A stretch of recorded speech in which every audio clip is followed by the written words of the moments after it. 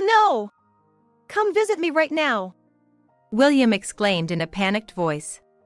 I could almost see William's face on the other end of the phone. I heard that my husband William got into a car accident on his way home from work and was taken to the hospital. But the fact that he's calling like this suggests he's clear-headed, and I don't feel any immediate danger. Sarah, you gonna answer? Yeah. What's with that nonchalant response? Your husband's in trouble. Even though he says it's a crisis, he sure sounds lively and mad. Honestly, I'm more flabbergasted than worried. After all, just last month, I was the one in the hospital. During that time, William didn't come to visit me even once. William. I wonder if you know the anxiety of being alone in a hospital bed? Now you're gonna experience it. This might be a good time for you to reflect on your selfish nature. I'm Sarah Smith. I turned 27 this year. I married William 2 years ago, when we worked at the same place. We currently live in an apartment as a couple. I'm thinking of buying a house someday and raising kids, you know? Yeah. Holding a beer, William talks about his dreams, and all I can do is nod with an unsure look on my face. I had doubts about getting a mortgage with William's income. And if we were going to raise kids, I'd probably need to start working to help with the finances. On top of that, William can be quite childish at times. I suspect he'll leave all the child rearing to me. Considering this, I couldn't feel very positive about either idea. We go shopping once a week, heading to the supermarket in William's car. We bulk buy meat and veggies that can be frozen, so on the way back, my hands are always full. You think we're spending too much? It's because we're bulk buying, so it's gonna be this much. After glancing at the bill, William checks the amount and starts walking out. Wait up! I was frantic. I thought he'd help carry at least half of the stuff. The cashier, too, looked surprised as she watched William leave. Oh, William! I walk out, carrying packages in both my arms. William doesn't match my pace. He moves ahead on his own, leaving the store and walking through the parking lot. I also stepped outside. With the packages, I can't see my feet clearly. Stumbling, I follow behind William. Just as our car came into view, I suddenly felt a sharp pain. I had tripped over the curb. My vision tilted. And my bag spilled everywhere. I stumbled back a few steps and found myself sitting on the ground. Ouch! I groaned. Only then did William turn around. There wasn't a trace of sympathy on his face. Just anger. What the hell are you doing? Making such a mess. Hurry up and pick them up. I can't. My foot hurts, I can't move. What? His voice filled with disbelief. Mustering all the strength I could, I said. Call an ambulance. This pain isn't normal. It feels like my toes are shattered. Don't be so dramatic. William just smirked and didn't do anything. With no other choice, I used my smartphone to call the ambulance myself. When the ambulance arrived, William's demeanor changed completely and he began to show concern. Sarah, are you okay? Yeah. I wasn't pleased to hear his condescending tone now. A burly paramedic put me on a stretcher to transport me. Is your husband coming with you? No. I'll go home to get her insurance card and wallet. Even as he said this, William was picking up the scattered meat and vegetables around. The paramedic looked slightly exasperated, but they loaded me into the ambulance. Inside, the moving ambulance jostled quite a bit. I was fully conscious, so the paramedic asked me how I got injured. I gritted my teeth against the pain as I answered their questions. All the while, I just wanted the pain to stop and hoped to get to the hospital and start treatment as soon as possible. Upon arrival at the hospital, I was immediately taken to the X-ray room. The diagnosis turned out to be fractures in both legs. I just tripped. I exclaimed in shock.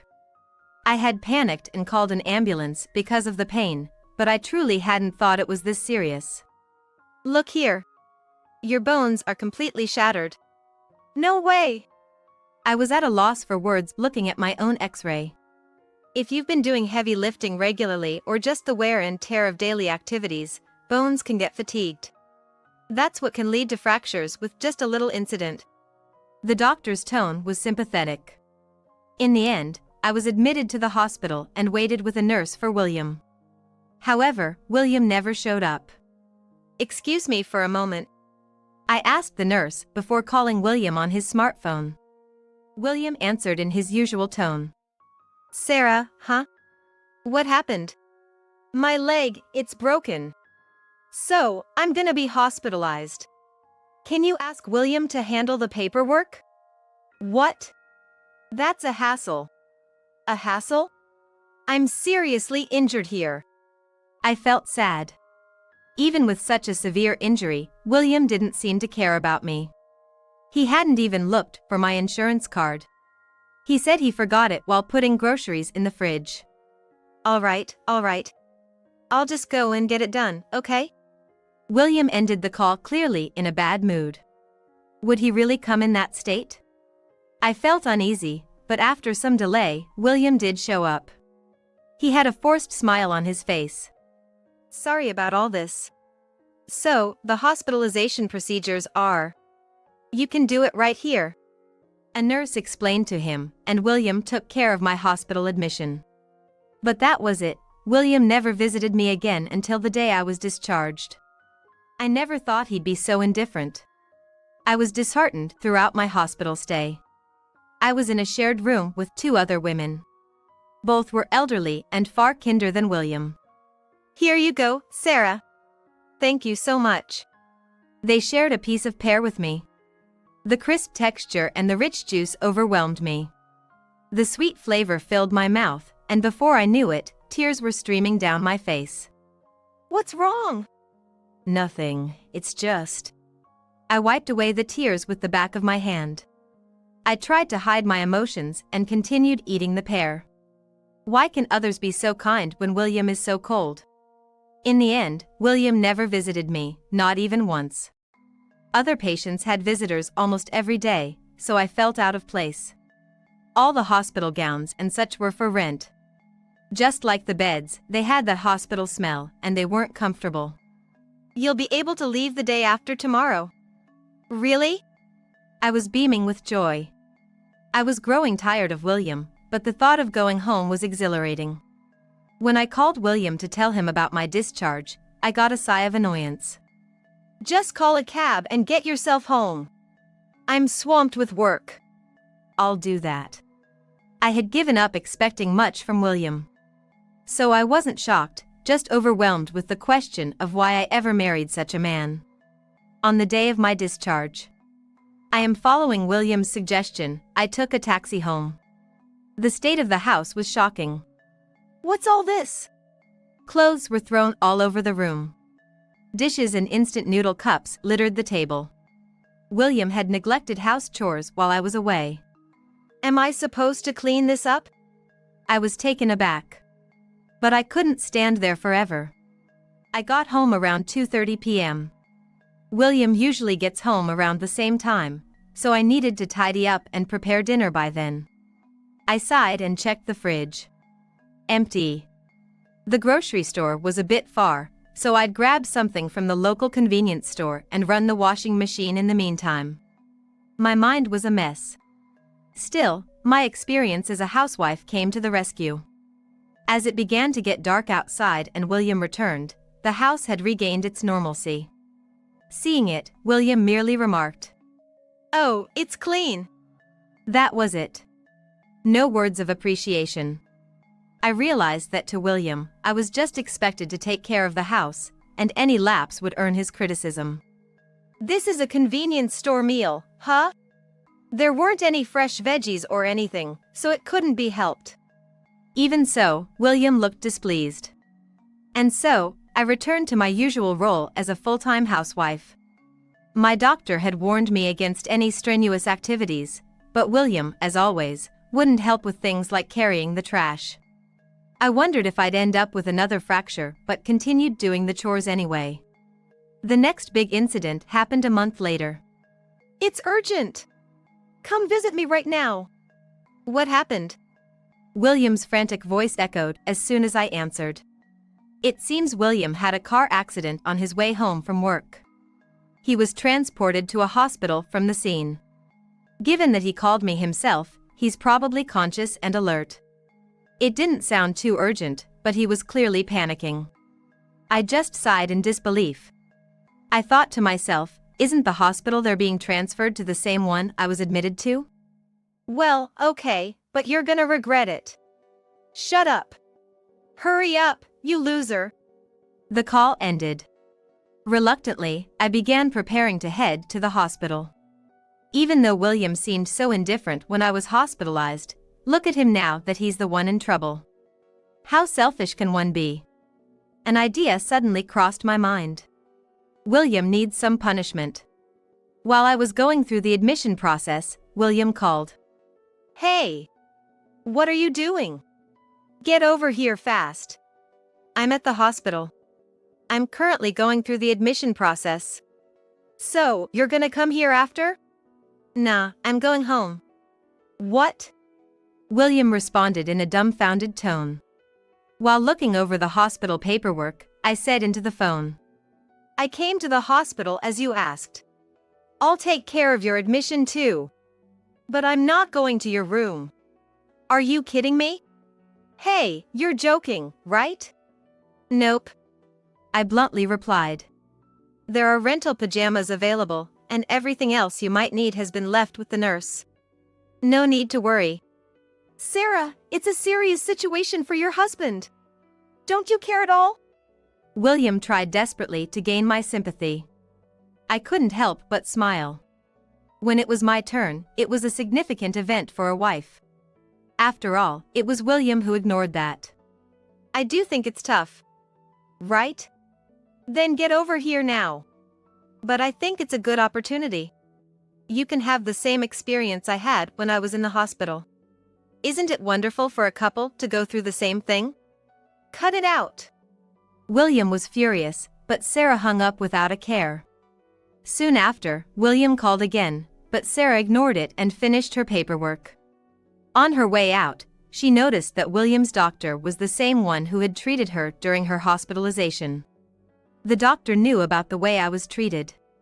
Sure enough, that night, Sarah received a call from William complaining. What did I do to that doctor? I can't understand why he's so cold to me. Is that so? Having the same doctor, it really shows the mysterious bond between couples. That's what Sarah thought, but on the other end of the phone, William was desperately talking about the misfortune that had befallen him. I can't stand this hospital. The nurses and the doctor treat me like a villain. That sounds tough, Sarah replied. From what she heard, initially, the doctor and the nurses seemed to have a sharp attitude towards William. Gradually, the other patients in the same room also began to ignore William. I don't belong in this hospital. All I can do is close the curtains and sleep all day. Meanwhile, the people in the room are talking behind my back. Backbiting is awful, Sarah sympathized. Sarah remembered seeing William talking bad about her to a colleague after a few drinks. When William caught her gaze, he quickly hung up looking guilty, but never apologized. I wonder if he understands a bit of how I felt back then. William was hoping to be discharged as soon as possible.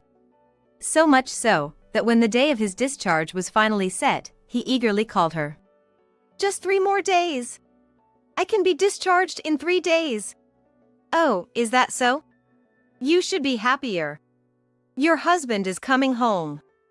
Or more like a mountain of chores is coming home. That's what I thought, but I didn't say it out loud. We borrowed the hospital bills from relatives. Well, when I get back to work, I gotta work hard to pay them back. William ended the call just like that. He didn't seem concerned about my living expenses at all. I thought about dipping into my savings from my single days, but it might be better to just get back to work. I should save my savings for a rainy day. After that thought, I tilted my head. What rainy day? Then it hit me. I wouldn't struggle without William. What have I been doing? My decision after that was swift. Not just about work. I also started looking for a new place and planned to leave William. Luckily, I secured a job after the second interview. I found an apartment to move into. Then I guess I got a call from the divorce attorney. I headed to the law firm. On the very day William was to be discharged, I was packing up our current apartment. All the furniture was moved to my new apartment.